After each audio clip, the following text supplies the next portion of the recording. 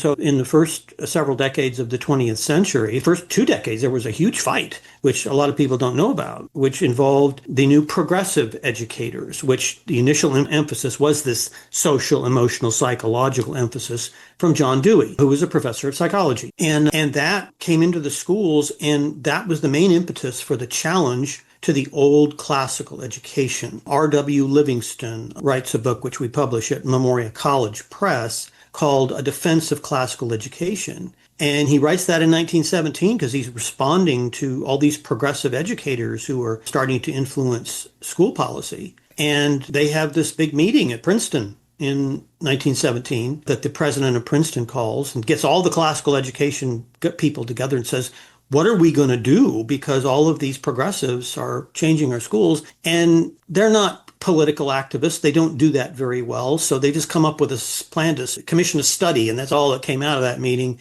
And the progressives have taken over by the mid-1920s. And their emphasis is psychological, but it's also political. Their focus is to use schools to change society. That's what the initial progressive emphasis is. Then with the advent of William Hurd Kilpatrick in the 40s, another thing gets added to it, which is this vocational emphasis in schools. That the purpose of schools is not to change society through the school, but to use the school to adapt children to society. Dewey didn't like this, but it got packaged together with his progressive reforms, and that has been basically the emphasis of every education reform since that time.